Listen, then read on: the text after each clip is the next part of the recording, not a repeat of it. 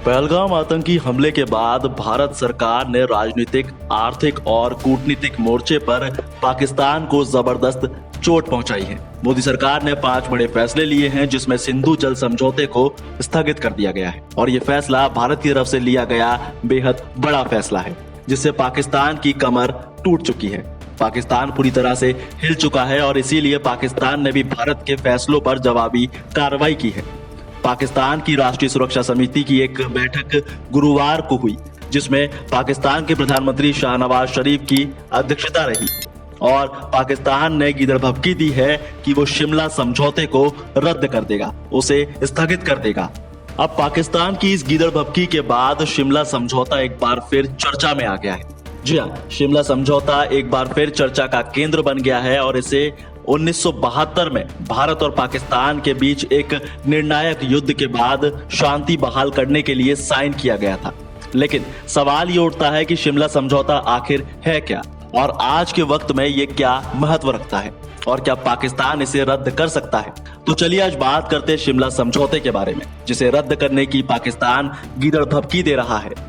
देखिए, भारत और पाकिस्तान के बीच 1971 में युद्ध हुआ, जो पूर्वी पाकिस्तान की आजादी को लेकर था।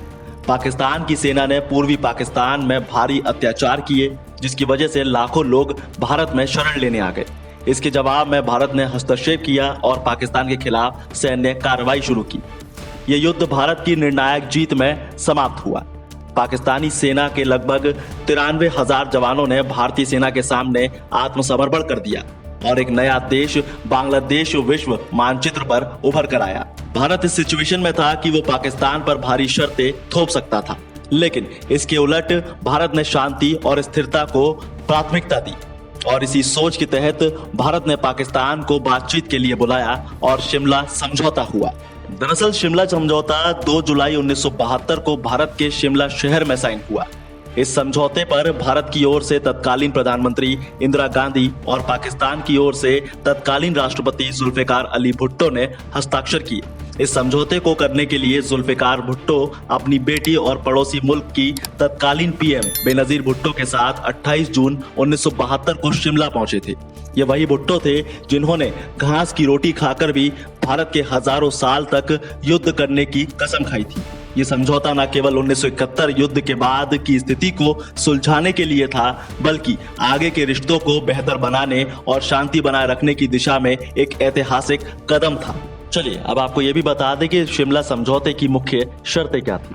दरअसल भारत और पाकिस्तान ने यह स्वीकार किया कि वो अपने सभी विवादों को आपसी बातचीत के माध्यम से सुलझाएंगे, यानी किसी तीसरे पक्ष जैसे संयुक्त राष्ट्र, अमेरिका या दूसरे कोई बाहरी शक्ति की मध्यस्थता को अस्वीकार किया जाएगा।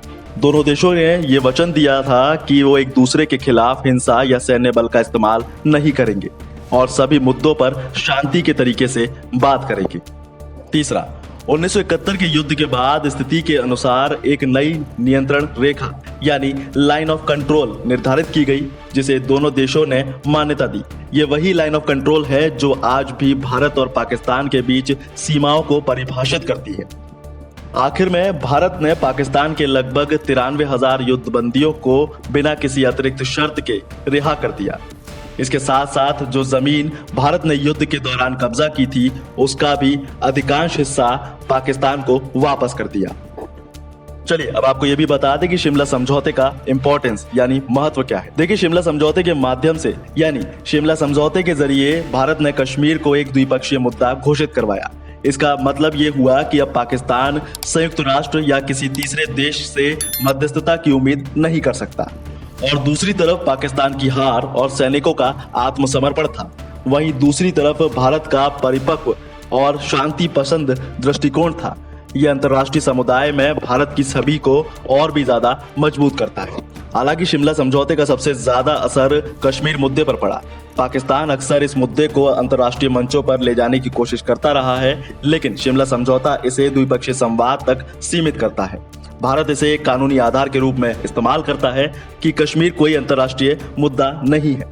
1948 में संयुक्त राष्ट्र सुरक्षा परिषद ने कश्मीर पर एक प्रस्ताव पारित किया था, जिसमें जनमत संग्रह का उल्लेख है। इसमें जनमत संग्रह के बारे में बताया गया है, लेकिन 1972 में शिमला समझौते के तहत पाकिस्तान ने द्विपक्षीयता को स्वीकार करके इन प्रस्तावों की प्रासंगिकता को खत्म कर दिया और यही वजह कि भारत संयुक्त राष्ट्र के हस्तक्षेप को खारिज करता है। लेकिन अब इस शिमला समझौते को पाकिस्तान रद्द करने की धमकी दे रहा है।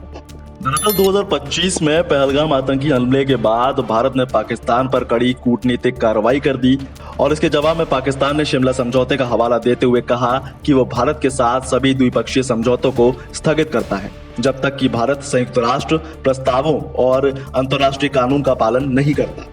ये तो हुई बात समझौते को सस्पेंड करने की, लेकिन अब सवाल ये भी आता है कि क्या पाकिस्तान इस समझौते को रद्द कर सकता है। रक्षा मामलों के जानकारों की माने तो तकनीकी तौर पर कोई भी देश किसी भी संधि या समझौते को खुद से अलग कर सकता है। हालांकि ऐसा करने से उसकी अंतर्राष्ट्रीय विश्वसनीयता पर गहरा असर पड़ सकता है और पाकिस्तान ने शिमला समझौता को स्थगित कर दिया, लेकिन वो अगर इसे रद्द करता है तो यह भी वो स्वीकार करेगा कि अब कश्मीर मुद्दे को बातचीत से सुलझाने की गुंजाइश नहीं रही है।